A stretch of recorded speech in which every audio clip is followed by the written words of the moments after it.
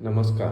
आम्ही ग्रामीण जागरूकता कार्यान्वयन कार्यक्रम व कृषी आधारित उद्योग उपक्रम अंतर्गत दुधगाव या गावातील कार्यरत असणारे डॉक्टर डी.वाय. पाटील कृषी महाविद्यालय तळसंदे येथील विद्यार्थी सादर करीत आहोत चारा प्रक्रिया यावरील प्रात्यक्षिक. साहित्य: गूळ 100 ग्रॅम, युरिया 200 ग्रॅम, खडे मीठ 100 ग्रॅम, कोरडा चारा 10 किलो, पाणी 5 लिटर. उद्दिष्टे: चाऱ्याच्या पौष्टिकतेत वाढ, दूध उत्पादनात वाढ, पचनास योग्य व चविष्ट चारा याचे उत्पादन व पोषण.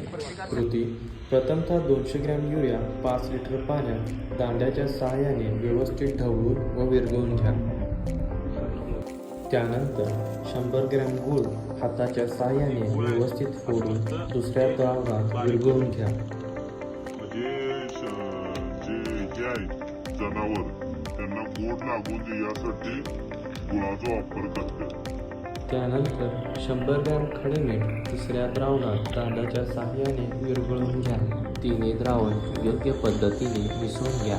तसेच आपल्याकडे उपलब्ध असलेल्या कोरड्या चाऱ्याचा भुसा करून जमिनीवर 3 ते 4 इंचाचा योग्य पद्धतीने थर रचा. यानंतर रचलेल्या थरावर तयार झालेले मिश्रण हाताच्या किंवा स्प्रेयरच्या सहाय्याने एकसंध शिंपडून घ्या अथवा फवारणी करा.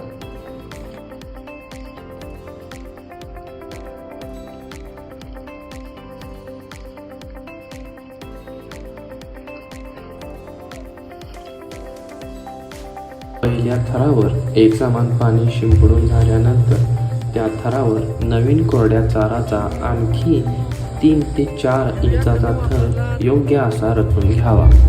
अनेक थरावर असं शिपडून आणि परत घ्यायचं. नवीन रचलेल्या थरावर तयार केलेले मिश्रण द्रावण हाताच्या किंवा स्प्रेयरच्या सहाय्याने एक समान शिंपडून अथवा फवारून घ्या.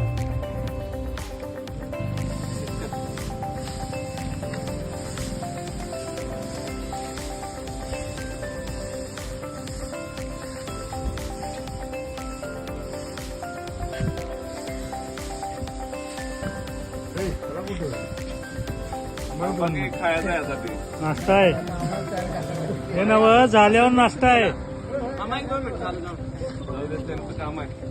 आता हे असं मिक्स केलं ना तर या पोत्यामध्ये असं भरून ठेवायचं. हे भरला की असं डायरेक्ट टाकून जनावरांना नाही. एक 20 दिवस हे आणि हे बिना पाण्याच्या जागेला म्हणजे वाजायचं. आपण वाढीवर कसं हे चढाळ ठेवतोय तसं हा ठेवायचं, बांधून पूर्ण घट्ट बांधून ठेवायचं आणि 20 दिवसानंतर मग त्यांना घालायचं. त्याची एक कालावधी आहे ती खूप दिवसाची आहे, खूप वेळपर्यंत जाते टिकतं.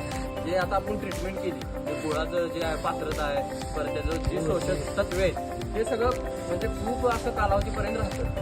असं काय लगेच उठ्यासाठी चांगलं असतं. रात्री 20 दिवसांत तयार झालेला चारा पिशवीतून बाहेर काढा व जनावरांना खाण्यासाठी. धन्यवाद.